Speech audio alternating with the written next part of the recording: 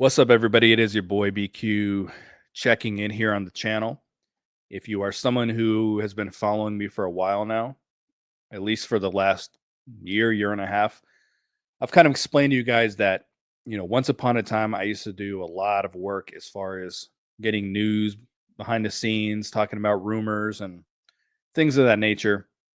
And now the channel is a little bit more about reviewing the show. All right. I haven't gotten into a lot of the news that comes out, and when things when negative things come out about TNA, I haven't done the same work that I typically have to bust the myths, if you will. And it's mainly just due to, I've been living in Las Vegas for a year and a half. Obviously, higher cost of living than when I lived in Illinois, so I've had to work a lot more. I haven't had that time to spend on the channel. I haven't had that time to get online and see what's going on, and you know what I'm saying. So, but I did want to take some time here to talk about a couple things that are floating around Twitter right now. One being Tessa Blanchard, the other being what Meltzer put out there. TNA is asking people to take pay cuts. And of course, he's being vague about it purposely because that's where he makes his money. He's trying to paint it in a way, just by being vague, he is painting it in a way that the company is struggling. The company can't pay people, and of course, the haters come out of the woodworks, and then there's the fans as well who are saying, "What's going on here?" I thought the company was in a better place. I thought the company had money. Okay, so I did. I did reach out, and you know, could I do a better job of killing rumors for you guys? Yeah, I probably can. But over the years, I've been able to make some good contacts within the company. Sometimes behind the scenes, sometimes wrestlers. Some current wrestlers, some former wrestlers. I've been fortunate to make a couple friends that aren't have been involved with or are involved with TNA. So there's probably more I could do with you guys for you guys, but I wanted to really address this.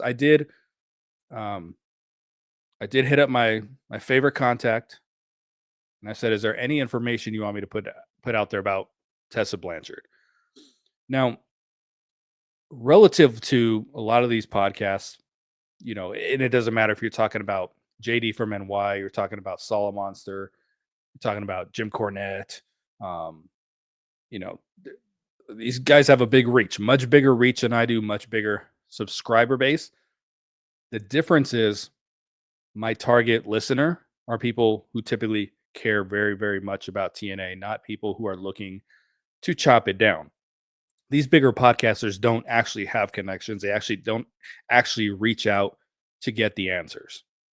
So that's where you guys come in, because I know you guys are the ones spending the time on Twitter and on Facebook and the groups and in the chats when I don't necessarily have that kind of time. So, when I used to interview TNA talents back in the days, I used to say, "Hey, 500 uh, listens from my fan base is better than 5,000 views or 5,000 listens or whatever from some of these bigger podcasts because of my actual target listener." So let's get into Tessa Blanchard first and foremost. People have really been asking me about her and my thoughts on her returning. And there's three big things when it comes to Tessa. Maybe more, but there's three that stand out to me because she's very polarizing, obviously. Number one, the bullying. Number two, racism. Number three, holding TNA hostage and holding the world title hostage. That's where everyone tends to go with her. Just so you know, I'm not a kiss ass. I'm going to address my personal opinion on the first thing I said, which is bullying. Do I think there's some truth to that? I do. Because I'm someone who does believe where there's smoke, there's fire. And someone who I'm close with has said this about her. Okay. So I have to go um with a friend who has shared locker rooms with her. Okay. So that's where I do believe if there's smoke, there's fire. I've met Tessa once. Her demeanor was exactly the same as someone else I met one time, which was Britt Baker, who has the same thing said about her. Coincidence? I don't know. But do I think there's truth to that? Yes. Do I think she's a racist? No. And we were very quick to point to throw the word racism out there online. I get told I'm racist. Uh, I'm not even white. I'm 100% Puerto Rican. I'm Hispanic. And I get told that every time I just say I don't like LeBron James or something like that. When I have an opinion about a sports an athlete, I'm racist. Okay. I'm a Indiana Fever fan. I was prior to Caitlin Clark being there. So when I stand up for Caitlin Clark and my team, I'm I'm a racist because she's the great white hope. You know what I'm saying? We throw that word around a lot online. It gets thrown out a lot. People use it as, you know, someone disagrees with you, someone says the slightest thing, and we just throw that out there. And sometimes it gets to the point that there's nothing you can do to change someone's mind. So do I think she is? I don't. Now I've learned TNA does not either. Okay. That the story that has floated around regarding La Rosa Negra, who I like a lot, by the way, the story that floated around with the things that she had allegedly said to her and the way that she acted, the company is under the belief that that is not true. Not saying there isn't some truth, but I've been told that that story is greatly fabricated from what actually happened. And I think Tommy Dreamer was there for that, and I think he has said the same thing, that the story that came out there is not accurate.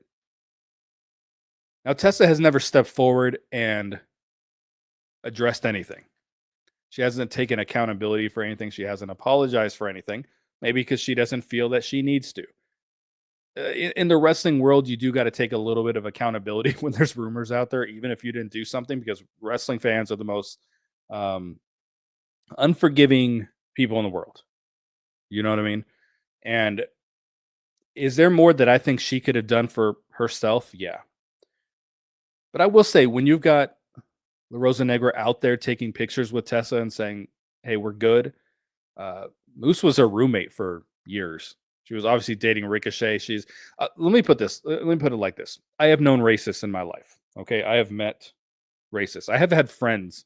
When I say friends, I just mean like coworkers. Okay, and this was a long time ago, back in the like back in the '90s, early 2000s, where you could completely disagree with the way someone lived their life, but you knew how to be professional around them at work, or you didn't just like cancel them, if you will. Like you wouldn't necessarily agree with somebody and their beliefs and think that it's immoral, but you didn't necessarily just like cut that person out of your life. You know what I mean? Like it's a lot different these days. But I have I've known racists, and it's weird because I just said I'm a minority. Um, but from my experiences, they're pretty open about it. It's not something they deny. They're not in the closet about, you know, they say there's closet racists out there. I'm talking about from my experience, from people I've spoken to, people I have um, worked with are usually pretty open about it.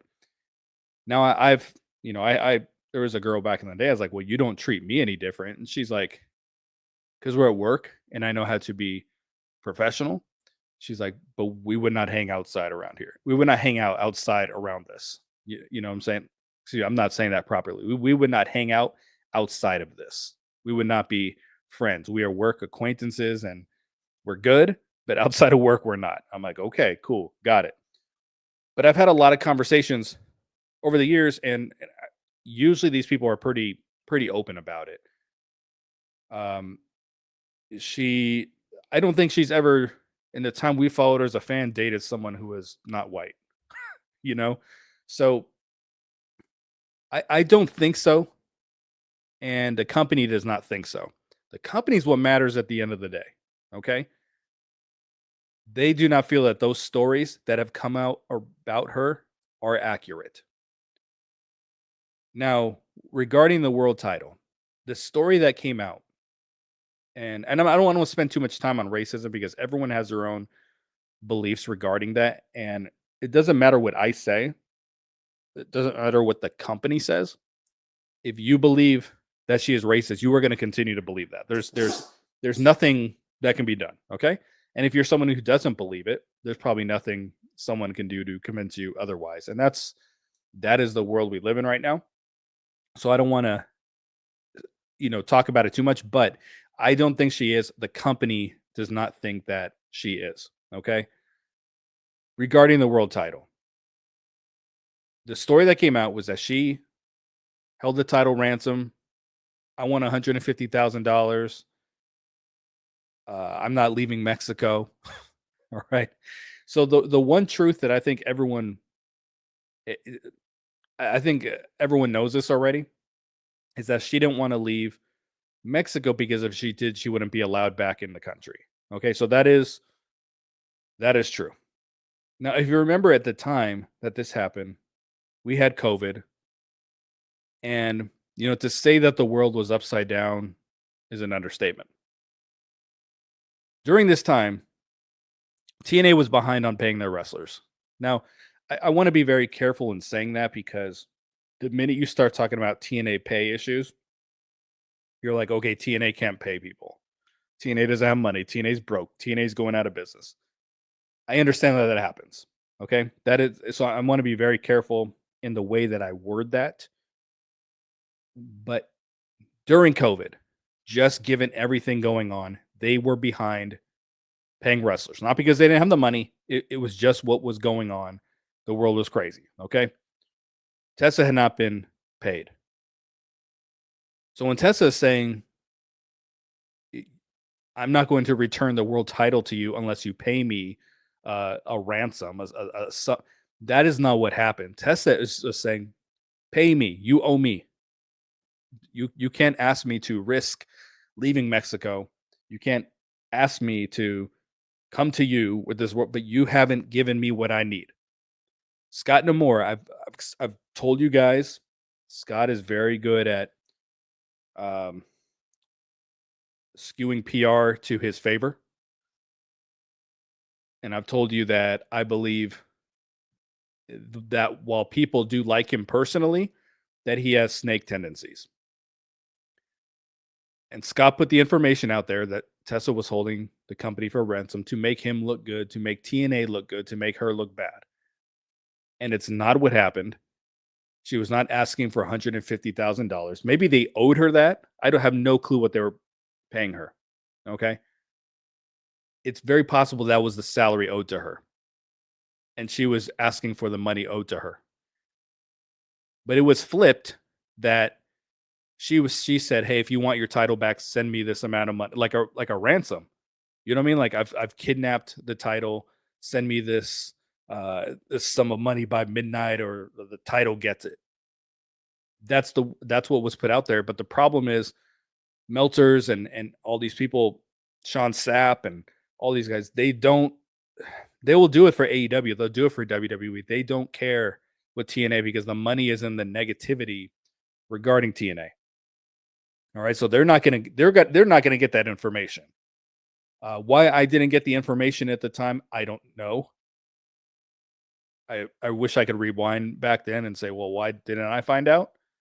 Maybe I couldn't. I don't know. I have no idea. But the general consensus within TNA is that they like Tessa Blanchard. I don't know about. I will look into this for you about this, like the company, about the wrestlers being shocked and taken aback, and I don't want to work with her. I haven't asked that question. I will for you guys. Okay, I'll see what I can find out regarding that to see how true that actually is. But to just to sum everything up, though, is that the company is a very strong belief that the negativity surrounding Tessa Blanchard out there is not true, or not. There's probably a degree of truth to it. Okay, let's be real here. Let's not be homers. There's probably some kind of degree of truth, but the overall, she's racist. She held the company up for this, and this is not true. Okay. Now, whether you like her or not, before I get into this contract situation, whether you like her or not, I think sometimes I've questioned before on my podcast wrestling fans and how much they watch actual sports, like real sports. Like you have a favorite football or baseball or basketball team, and you're gonna have you're gonna every team, okay, is gonna have pieces of shit on it. Every team. We just don't necessarily know about it. Uh, but even sometimes we do know about it, and sometimes our team does acquire someone that we just don't agree with the things that they have done and said in life, and we don't like them and we hate them. But you learn to accept the transaction because as a fan, your goal is for your team to be as good as possible, to put the best possible product on the field or on the court. And you kind of put your personal biases to the side because I don't whatever your football team is and they pick up some guy you don't care. The team does not care if you don't watch the show or watch their games or buy a ticket. You you if we're just being real don't mean anything in the grand scheme of things. So you can take your little, you know, your little protest. Good for you if it makes you feel good about yourself. But there's a lot of fans out there who say I want my team to be the best possible team on the field, the best possible team on the court. We want TNA to be the best possible product. We want the knockouts to be the best possible division that they can be. You have to bring in someone who has some star power. They believe Tessa is that person. You've got Jordan Grace leaving. Do we want to see them sign some girls off the indies that they can do something with or elevate people in their own division? Of course we do. Yes. Of course we want that. But who out there is a better wrestler than Tessa Blanchard? And I see some people, oh, no, there's not. She is incredible at what she does. And I think as fans we can just be a little too judgmental at times without knowing because here's the deal. We, us as fans, I'm throwing myself, we don't know any of this for certain. Even the things I'm telling you right now that I was told, I can't even sit here and 100% tell you, hey, this is what happened. Unless there's cameras there, unless there's microphones, we don't know what Tessa said. We don't know what she didn't say. But everyone is casting judgment about her like they know her. And again, as I said, do I think there's some where there's smoke, there's fire regarding bullying? I do. Okay. But I think if we want TNA to be the best possible product, sometimes you got to put that stuff to the side. There's wrestlers in WWE right now and wrestlers, some of your favorite wrestlers in the history of wrestling that have done some pretty bad stuff. And you've turned the other cheek. I'm talking to you. Okay? Let's transition. Let's transition, okay? The contracts. So what has gone out there, the news that has gone out there is that uh, TNA is asking wrestlers to take pay cuts and everyone is jumping ship and everybody is leaving.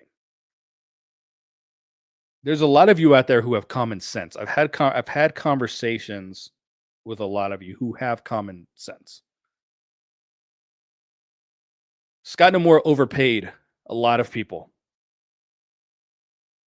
If you notice that these people that who are not coming back and not resigning, you know that. I mean, obviously Scott was running the company for a while, but you can tell it's like these are Scott guys. You know what I mean? Like these are Scott's friends. These are Scott's.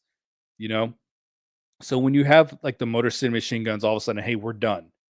And this wasn't as bad as we thought. We knew that some people were going to depart the company when Scott was fired.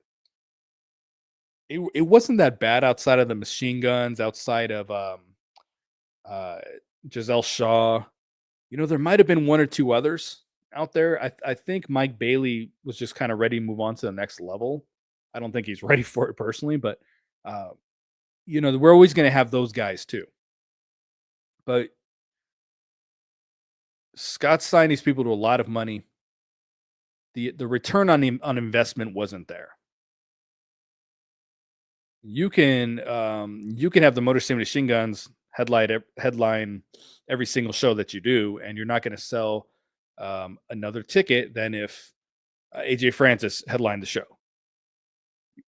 You know, that's the reality of it, and you do have to pay people. You have to offer competitive wages, but you have to pay people their worth too. Scott was overpaying, which led to other talents being underpaid. This regime that's running the company better than Scott Demore did is trying to find balance. And they're trying to, uh, that's probably what John Schuyler texted the other day. Hey, big things coming for TNA. You know what I mean? Like, it's like, all right, dude, I've won more matches than you have in 2024. What could John Schuyler possibly be excited about? Money, maybe. You know, I think that's where the company is going. They're looking to raise the pay of people at the bottom and lessen the pay of the people at the top. With that, you're going to get departures. It's different when you're bringing in someone new and say, "Hey, this is what we're working with. This is what we can pay you." Awesome. But anytime you go to an individual and say, "I need you to take a pay cut," it is not going to go well. It is not because Anthem doesn't have money. It's not because TNA doesn't have money. It's because wrestler X, wrestler Y are being overpaid. And I will tell you, obviously cannot repeat this kind of thing, so I hate to tease you with it. I was given some numbers, and TNA pay has always been out there. Like, I wonder what these people make. Okay, I was given some numbers, and the best way that I can put it is that the wrestlers I received numbers on were paid about 5 times more than I would have thought they were paid. That's the best way I'm going to put it for you guys. Okay, 4 to 5 times more,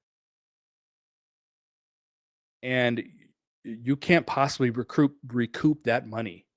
There's no return on investment in paying what they were paying some of these people. I promise you. TNA is looking to maximize their profits. They're looking to be in a better position next year than they were the year before.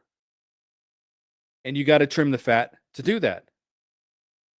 So these guys that came in, who's gone here? Kushida, um, Trent. I'll have a number 7. I think Jonathan Gresham is going to be. Um, I know there's a few names out there. I'm just going off the top of my head, but I know that there's going to be more coming. But yeah, when you go to someone, they're basically going to someone and say, "Hey, I need you. We'll resign you. We just can't resign you for that number." That is not, "Hey, we're broke. Take a pay cut." That isn't what it is going on. They're doing what they believe is smart business because smart business was not being conducted under Scott Demore. And I've been a big proponent here on the channel, and I was most podcasters won't say this, but I've been very adamant in telling you guys Scott was not as good at his job as we thought he was. He took credit for I revived TNA, I did this and this. No, there was a lot of really hard working people behind the scenes doing these things and making the improvements.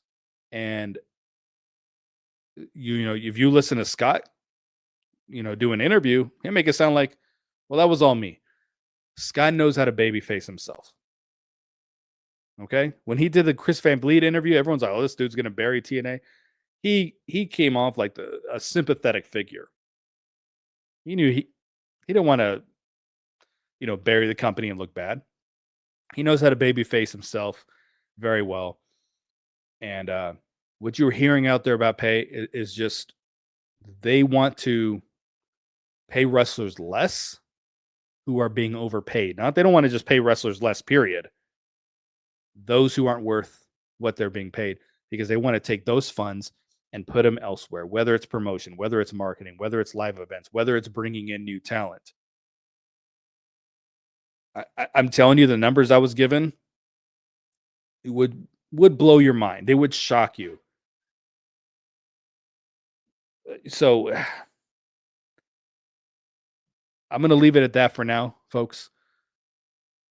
I'm going to try to get more information on these things going forward, but I do hope that you can take from this that everything happens for a reason. Transactions and whether it's signings and releases and people being fired, like it happens for a reason. Scott Demore wasn't just fired just because they just decided they just woke up one day and say, you know what, let's get rid of Scott. I hope that the TNA fan base can give Tessa Blanchard a chance during this run. We have all done and said dumb things, and we've all said very dumb things behind closed doors. No one is perfect. If you don't want to forgive her, you're not going to. There's probably nothing I can say to change that. But the people who matter at the end of the day, the fans matter too, but the people who are the movers and shakers, the people who are behind the scenes, the people who are making stuff happen, the people who are trying to make this company thrive and grow and succeed are saying, we like Tessa Blanchard. We're okay, we're good with Tessa Blanchard. We do not believe what happened is the true story, that it is the full story. When they're willing to make such a controversial move, this isn't like Dixie Carter. I just got to bring whoever the hell in for a short term buzz. Like they know what they're doing, so we have to trust them sometimes. I know that I'm probably not always best at that with myself with trusting them, but you have to trust. I'm telling you, they have better people running this company now than they did a year ago. Okay. They have better people in places. You see that the product is better.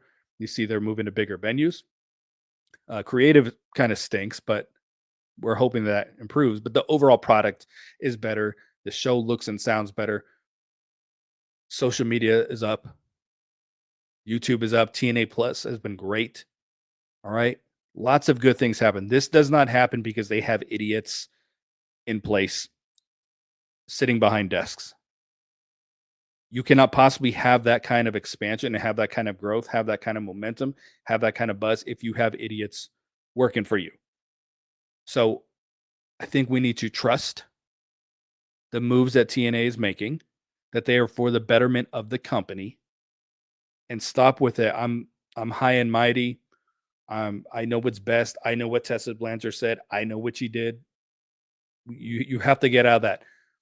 You have to look at this is your favorite team, your favorite sports franchise. You want them to be the best possible product that they can be. And with that, you have to trust the people in place making the decisions. That's all I got for you guys, folks. I'm your boy BQ. I'll be back very soon to talk Turning Point. I'm out. Peace.